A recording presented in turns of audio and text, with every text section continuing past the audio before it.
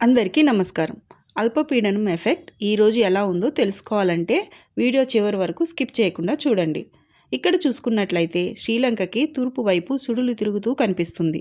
అంటే అల్పపీడనం ఏర్పడిందని అర్థం. కానీ ఇది తుఫాన్గా మారే అవకాశాలు చాలా తక్కువగా ఉన్నాయి. ఇది చెన్నై దగ్గర అల్పపీడనంలాగే తీరం తాకుతుంది. కాబట్టి గాలుల తీవ్రత ఉండదు, చాలా తక్కువ ఉంటుంది. అంటే 40 కిలోమీటర్ లోపలే ఉంటుంది. అది కూడా కోస్తా వైపు మాత్రమే. దక్షిణ కోస్తా, రాయలసీమ ప్రాంతాల్లో వర్షాలు అధికంగా పడే అవకాశాలు కనిపిస్తున్నాయి. ముఖ్యంగా రానున్న 48 గంటల్లో నెల్లూరు, నాయుడుపేట, సూలూరుపేట, తిరుపతి ఇటువంటి ప్రాంతాల్లో భారీ వర్షాలు కురిసే అవకాశాలు చాలా కనిపిస్తున్నాయి. 1-2 చోట్ల 15 సెంటీమీటర్ల వర్షం కురిసే అవకాశాలు చాలా కనిపిస్తున్నాయి. ఇంకా ఇక్కడ చూసుకున్నట్లయితే కోస్టల్ తమిళనాడులో దట్టమైన మేఘాలు ఉన్నాయి. ఇక్కడ మార్క్ చేసిన ప్రాంతాల్లో అల్పపీడనం కేంద్రీకృతమై ఉన్నది.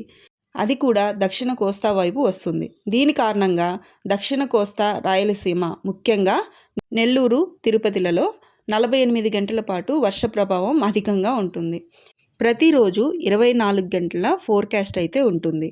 అది కూడా 10 AM ఈ రోజు నుంచి పక్క రోజు 10 AM వరకు.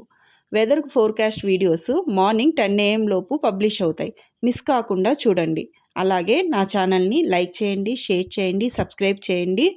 ఈ వీడియో ఎవరికైతే యూస్ఫుల్ అవుతుందో వాళ్ళకైతే షేర్ చేయండి. అలాగే మరిన్ని అప్డేట్స్ కోసం బెల్ ఐకాన్ని ట్యాప్ చేయడం అస్సలు మర్చిపోవద్దు.